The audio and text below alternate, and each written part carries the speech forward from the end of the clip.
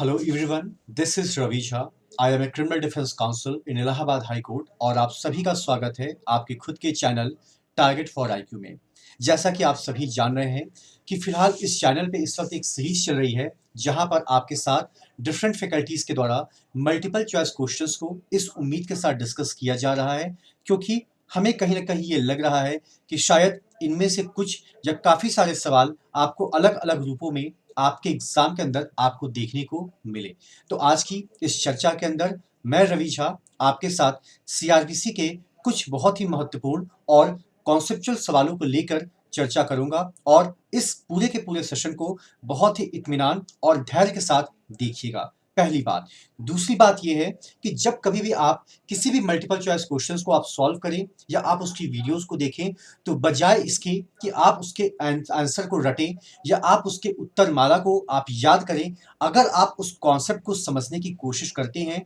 तो ये एक कंक्लूजन निकाला जा सकता है कि कम से कम उस टॉपिक से जितने भी सवाल इन फ्यूचर आपसे पूछे जाएंगे या पिछले कुछ वर्षों में पूछे गए हैं, उसको लेकर आपको किसी भी तरह का कोई कंफ्यूजन कम से कम बिल्कुल भी नहीं होगा। तो आइए हम देखते हैं कि वो कौन सा पहला सवाल है जो आमतौर पे आपके एग्जाम के दृष्टिकोण से महत्वपूर्ण है। अब यहाँ पे जो पहला सवाल आपका निकल कर आ रहा है वो पर्टिकुलरली आपसे ये जानना चाहता है कि असंज्ञेय अपराध के संदर्भ में कौन सा स्टेटमेंट जो कि यहां पर मेंशन है वो एक गलत है। आपको पता होगा कि असंज्ञेय अपराध को एक नॉन कॉग्निजेबल ऑफेंस कहते हैं और नॉन कॉग्निजेबल ऑफेंस के अंदर आमतौर पे पुलिस ना तो एफआईआर को लॉन्च करती है और ना ही बिना मजिस्ट्रेट के इजाजत के उस केस को इन्वेस्टिगेट करती है। तो जब हम ऑप्शन ए को देखते हैं तो हमें यह पता चलता है कि असंज्ञेय अपराध की सूचना देना प्रथम सूचना रिपोर्ट है, जो आपका पूर्णतया गलत है। दूसरे कॉन्सेप्ट को अगर हम देखते हैं तो हमें यह पता चलता है कि असंज्ञेय अपराध की सूचना प्राप्त होने पर बिना मजिस्ट्रेट की अनुमति के बिना अन्वेषण नहीं किया जाएगा। यह बिल्कुल सही है। तीसरी बात कि यदि थाने का भारसारक अधिकारी बिना मजिस्ट्रेट की अनुज्ञा के अन्वेषण करके पुलिस रिपोर्ट न्यायालय में पेश कर देता है तो पुलिस रिपोर्ट परिवाद कहलाएगी। ये भी बिल्कुल सही है। और अन्वेषण की अनुज्ञा मिलने पर पुलिस अधिकारी मामले का अन्वेषण कर सकता है, लेकिन बिना वारंट के अभियुक्त को गिरफ्तार नहीं कर सकता। तो अगर हम इस प्रश्न के चारों विकल्पों को देखते हैं तो हमें यह पता चलता है कि विकल्प बी, सी और डी कॉन्सेप्ट वाइज बिल्कुल सही है, लेकिन जो विकल्प ए है वो आपका पूर्ण रूप से गलत है, क्योंकि असंज्ञेय अपराध और एफआईआर इन दोनों का कोई मेल बिल्कुल भी नहीं है और सवाल भी आपसे यहां पर उसी कथन के बारे में पूछा जा रहा है जो आपका पूर्णतया असत्य है। दूसरा सवाल यहां पर आपका जो है वो आमतौर पे पूछता है कि 156(3) के अंतर्गत एफआईआर दर्ज करके अन्वेषण करने का आदेश कौन दे सकता है। तो आमतौर पे जो सेशन जज होते हैं वो भी दे सकते हैं, या एक मजिस्ट्रेट दे सकता है, या दोनों दे सकते हैं, और या तो ए या तो बी। तो जब हम 156(3) को देखते हैं सीआरपीसी के अंदर तो वहां पर मजिस्ट्रेट वर्ड का जिक्र किया गया है। तो 156(3) के अंदर the magistrate is having authority to pass the order regarding the investigation of that particular case. ठीक है। उसके बाद जो आपका अगला सवाल आता है वो ये आता है कि दंड प्रक्रिया संहिता की धारा 161 के अंतर्गत अन्वेषण के दौरान पुलिस अधिकारी द्वारा रिकॉर्ड किए गए अभियुक्त के कथन को विचारण के दौरान उपयोग में क्या लाया जा सकता है, अगर लाया जा सकता है, और वो भी किन परिस्थितियों में, जब आप साक्षी का खंडन करना चाहते हैं। तो एज वी ऑल नो कि जो एफआईआर होती है वो तो सीआरपीसी की धारा 154 के अंतर्गत होती है, और जो पुलिस के सामने स्टेटमेंट को रिकॉर्ड किया जाता है वो 161 के अंतर्गत किया जाता है, और जो मजिस्ट्रेट के सामने किया जाता है वो 164 के अंतर्गत किया जाता है। और आमतौर पे उसी विटनेस को कॉन्ट्राडिक्ट करने के लिए हम 161 के स्टेटमेंट को उसके सामने लेकर आते हैं, ताकि हम न्यायालय को कहीं ना कहीं ये थोड़ा बहुत भी कन्विंस करने की कोशिश कर सके कि हुजूर देखिए, जब ये व्यक्ति थाने आया तो वहां पर इसने 154 में ये स्टेटमेंट दर्ज कराया, फिर पुलिस के सामने इसने 161 में ये कहा। अब देखिए यहां पर पूर्ण रूप से ये अपनी बातों को चेंज कर रहा है। उसके बाद आपका जो अगला कॉन्सेप्ट निकल कर आता है वो ये आता है कि पुलिस अधिकारी अन्वेषण करने के लिए सशक्त ना होते हुए भी अगर अन्वेषण कर देता है, तो क्या पुलिस अधिकारी की कार्यवाही के ऊपर प्रश्न उठाया जा सकता है? बिल्कुल भी प्रश्न उठाया नहीं जा सकता है। क्यों? क्योंकि यहाँ पर एक पुलिस अधिकारी ने, मैं मानता हूँ कि दैट अधिकारी is not authorised to perform certain kind of work, लेकिन उसने जो कुछ भी किया है, गुड फेथ में किया है, उसके करने का तरीका और प्रोसीजर बिल्कुल सही है, तो उसके द्वारा किए गए कार्यों के ऊपर कोई भी प्रश्न नहीं उठाया जा सकता। ठीक है? उसके बाद अगर हम अगले प्रश्न पर आते हैं, तो आमतौर पे ये कुछ परिस्थितियां हैं कि पुलिस अधिकारी किन परिस्थितियों में किसी अपराध का अन्वेषण यानी कि इन्वेस्टिगेशन नहीं करेगा या कराएगा। तो आमतौर पे जब पुलिस को लगता है कि जो ऑफेंस कमिट हुआ है वो कोई गंभीर नेचर का नहीं है, या जब पुलिस को ये लगता है कि आमतौर पे हमारे पास ना तो कोई पर्याप्त सबूत है, ना ही कोई पर्याप्त गवाह है जिस आधार पर उस केस को इन्वेस्टिगेट किया जाए, तो यूजुअली ये दो परिस्थितियां होती हैं जहां पर पुलिस अधिकारी अन्वेषण करता ही नहीं है। उसके बाद जब हम अगले सवाल के ऊपर आते हैं, तो आपसे एक सवाल ये पूछा जा सकता है कि जो पुलिस थाने का भारसारक अधिकारी होता है, वो अपराध की इत्तला प्राप्त होने पर किस प्रावधान के तहत उससे संबंधित मजिस्ट्रेट को उसकी जानकारी देता है? तो ये आपका 157 है, जो आमतौर पर इन्वेस्टिगेशन के एंटायर प्रोसीजर की बात करता है। तो उसी प्रोसीजर के एक क्रम में इस बात का भी जिक्र किया गया है कि जैसे ही उसको कोई सूचना मिलती है, तो तत्काल वो संबंधित मजिस्ट्रेट को उसकी जानकारी अवश्य देगा। उसके बाद जब हम अगले सवाल की तरफ बढ़ते हैं, तो हम ये देखते हैं कि जब कभी भी बिना वारंट के आप किसी व्यक्ति को गिरफ्तार करते हैं, तो जाहिर सी बात है व्यक्ति को गिरफ्तार थाने के भारसारक अधिकारी के द्वारा ही किया जाता है। तो उसकी भी जो सूचना होती है ना, वो जिला दंड अधिकारी या उपखंड दंड अधिकारी को दिया जा सकता है। वैसे तो परंपरा ये है कि आप जिला दंडाधिकारी को दीजिए, लेकिन अगर जिला दंडाधिकारी अगर अपनी ये पावर उपखंड दंडाधिकारी को डेलीगेट कर देता है, तो आप उसको भी डायरेक्टली ये मैसेज कन्वे कर सकते हैं।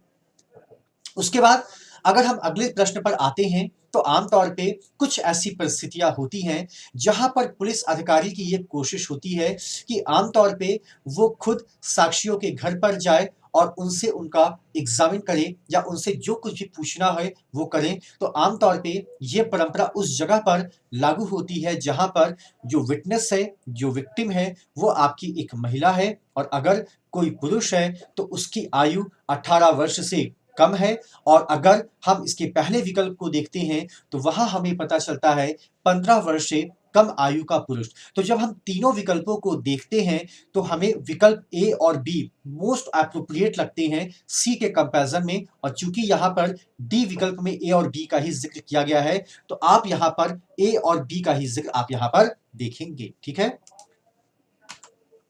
उसके बाद अगर हम अगले सवाल की तरफ बढ़ते हैं, तो बलात्कार के मामलों में ज्यादातर पीड़िता का जो बयान होता है वो उसके निवास स्थान पर भी लिया जा सकता है, या अगर किसी जगह पर उसको एज अ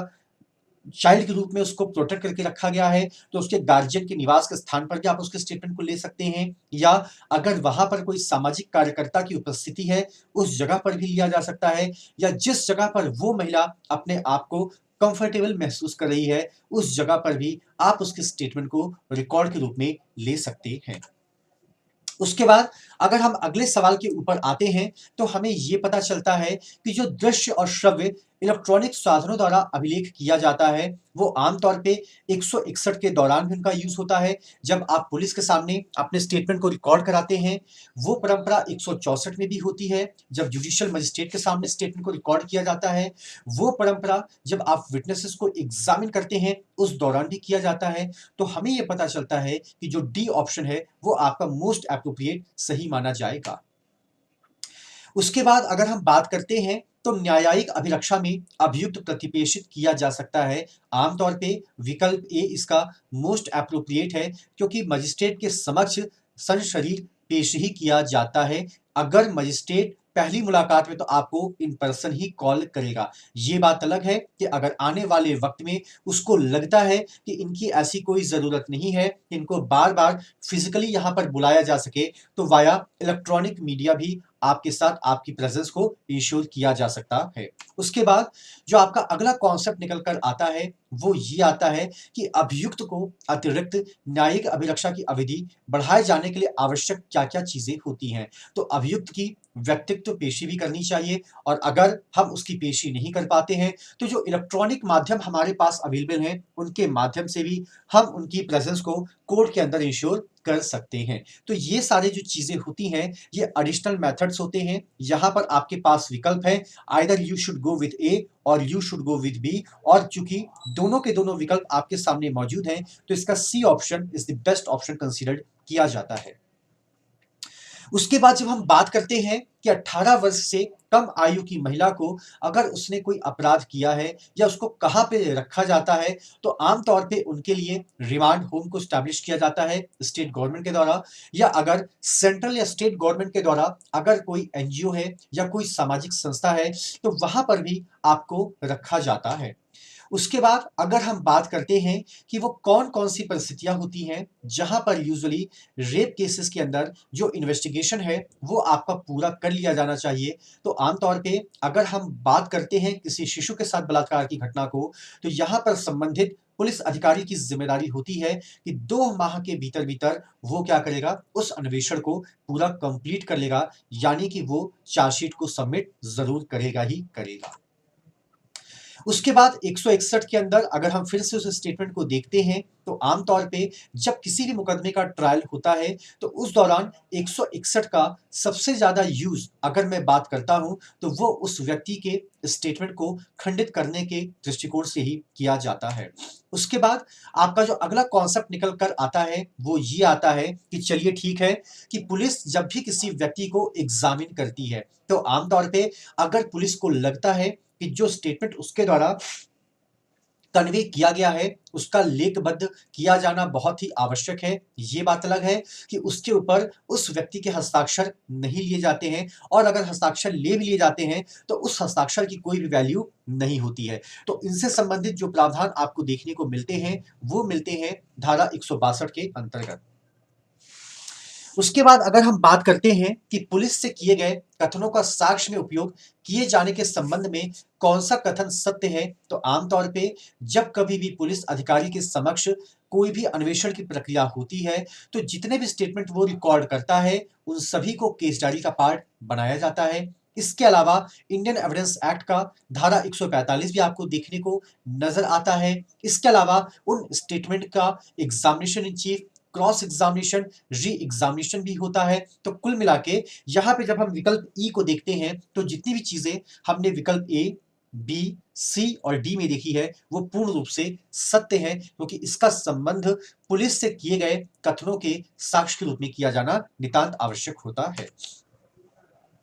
उसके बाद अगर हम बात करते हैं, तो ये बात करता है कि 164 के अंदर जो संस्वीकृति कथन का जो अधिकार होता है अभिलेखित करने का, ये अधिकार किसके पास होता है, तो यहाँ पर ये अधिकार होता है आपके न्यायिक मजिस्ट्रेट यानी कि जुडिशियल मजिस्ट्रेट के सामने, और इस आधार पे आपका जो विकल्प सी है वो पूर्ण रूप से सत्य है। उसके बाद अगर हम धारा 164 की बात करते हैं और जहां पे असंस्वीकृति कारक कथन की बात करते हैं, तो पर्टिकुलरली ये एक सारभूत साक्ष्य का भाग आमतौर पर नहीं होता है, सिर्फ यही चीजें यहां पर आपसे पूछी जाती हैं। उसके बाद यदि हम बात करते हैं अगले प्रश्न की, तो ये बात करता है कि यदि मजिस्ट्रेट किसी अभियुक्त की संस्वीकृति दर्ज करने के पूर्व उसे शपथ दिलवाता है, तो संस्वीकृति का कथन विधि की दृष्टि में अवैध तथा आग्रह साक्ष्य होगा, इसमें कोई दो राय नहीं है, क्योंकि आप पर्टिकुलरली उसको बता सकते हैं कि उसके कॉन्सिक्वेंसेस क्या होंगे, लेकिन ऑन ओथ आप इन चीजों को रिकॉर्ड पे नहीं ले सकते हैं। उसके बाद यहाँ पे जब हम धारा 164 को देखते हैं, तो आम तौर पे यहाँ पर हम ये देखते हैं कि उस व्यक्ति का जो स्टेटमेंट होता है, उसको एक प्रकार से एग्जामिनेशन इन चीफ ही माना जाता है, क्योंकि वो व्यक्ति यूजुअली शारीरिक और मानसिक रूप से एक एक योग्य व्यक्ति की तुलना में नहीं आता है। तो कहीं ना कहीं हमें ये लगता है कि अननेसेसरी एक व्यक्ति को एक ही काम के लिए 2 बार क्यों परेशान किया जाए। उसके बाद अगर हम 164 की बात करते हैं, तो यहाँ पर ये कहा जाता है कि 164 के स्टेटमेंट को जब भी रिकॉर्ड किया जाता है, so this is the responsibility of the concerned judicial magistrate कि वो उसके सभी प्रोस एंड कॉन्स के बारे में आपको अपडेट ज़रूर करेगा, या वो आपको चेतावनी भी देता है, या अगर मैं इसकी जगह एक शब्द यूज़ करूँ आगाह करना, तो ये शब्द यूज़ करना बिल्कुल भी गलत नहीं होगा और ये बात भी आपकी पूर्णतया सत्य है। उसके बाद जब हम धारा 164 की बात करते हैं, तो बेसिकली ये बात करता है कि आखिर इसके संदर्भ में कौन-सी बात सही है। तो जो आपकी संस्वीकृति होती है, ये न्यायिक मजिस्ट्रेट के द्वारा भी अभिलेखित की जाती है। इसका मैटर ये नहीं करता है कि उनका अधिकार क्षेत्र है या नहीं है। इसके अलावा आम तौर पे अगर कोई व्यक्ति जो पुलिस अधिकारी है और अगर उसे मजिस्ट्रेट की पावर दे दी गई है, तो इसका मतलब ये नहीं कि वो अभिलेखित नहीं कर सकता है। और इस तरीके से अभी तक हम लोगों ने इसके अंदर जितने भी विकल्प देखे हैं, वो सारे के सारे विकल्प आपके पूर्ण रूप से सत्य हैं। इसके अलावा जब हम अगले सवाल पर जाते हैं, तो यहाँ पर भी यही पूछा गया है कि संस्वीकृति के संदर्भ में कौन-सा कथन सत्य है। तो पहली बात ये कि मजिस्ट्रेट के सामने बयान दिया जाता है, इसमें कोई दो राय नहीं है। दूसरी बात ये कि बयान देने से पहले या रिकॉर्ड करने से पहले उसको एक चेतावनी दिया जाना नितांत आवश्यक है। ठीक है? तो ये कुछ चीज़ें हैं जो आपको देखने की ज़रूरत होती है। उसके बाद यहाँ पे जब हम बात करते हैं, तो अब ये सवाल आपसे थोड़ा-सा घुमाकर पूछ सकता है कि आम तौर पे वो कौन-सा व्यक्ति होता है जिसके पास मजिस्ट्रेट की पावर भले ही क्यों ना हो, लेकिन वो चाह कर भी 164 के स्टेटमेंट को रिकॉर्ड पे नहीं ले सकता है। तो वो है इनमें से आपका पुलिस अधिकारी। And this is all about the today's MCQ series. I hope इन सारे एमसीक्यूज़ को आप ना सिर्फ याद करने के उद्देश्य से देखेंगे, बल्कि आप इसके कॉन्सेप्ट को भी समझने की कोशिश करेंगे। और ये आप लोगों की ज़िम्मेदारी होनी चाहिए कि हर एमसीक्यू, चाहे वो किसी भी रूप में आपसे क्यों ना पूछा जाए, कम से कम आपको ये जानकारी होनी चाहिए कि वो किस सेक्शन से पूछा गया है। और उसके बाद 2 या 4 मिनट का वक़्त आपको बस एडिशनल देना होगा। आप उस पूरे के पूरे सेक्शन को जब रीड आउट कर लेंगे, तो आपका पूरा का पूरा जो कॉन्सेप्ट है ना, वो क्लियर हो जाएगा। So thank you so much to all of you for all your love and support to the team of Target